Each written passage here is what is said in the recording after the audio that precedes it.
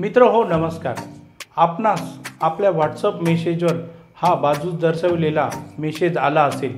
या मेसेजमध्ये असे लिहिले आहे की आता सर्वोच्च न्यायालय हे यापुढे 4 वेगवेगळ्या ठिकाणी कामकाज चालणार आहे। जसे मुंबई, दिल्ली, कलकत्ता, चेन्नई अशा ठिकाणी बेंच हे बसणार आहे। त्याचप्रमाणे सदर बेंच हे नॉर्दर्न, ईस्टर्न, वेस्टर्न व ईस्टर्न ठिकाणी कामकाज चालणार आहे।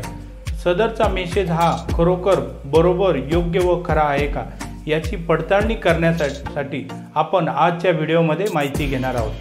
सेंट्रल गव्हर्नमेंट ॲक्ट व इंडियन कॉन्स्टिट्यूशन 1949 नुसार आर्टिकल 130 हे सुप्रीम कोर्टाचे सीटबाबत सांगते।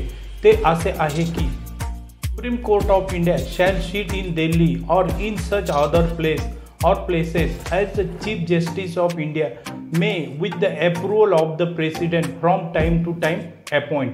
ड्राफ्ट 108 व आर्टिकल 129 त्याचप्रमाणे ड्राफ्ट 108A व आर्टिकल 130 मध्ये भारतीय संविधानाच्या सुधारणा ह्या दिनांक 27/5/1949 रोजी करण्यात आलेली होते। ड्राफ्ट 108A व आर्टिकल 130 मध्ये स्पष्टपणे नमूद केलेले होते की दिनांक 27/5/1949 नंतर सुप्रीम कोर्ट हे यापुढे माननीय महामहिम राष्ट्रपती यांच्या मंजुरीने व चीफ जस्टिस ऑफ इंडिया यांच्या परवानगीने सुप्रीम कोर्टाच्या सिटिंग बेंच बाबत बदल करता येईल।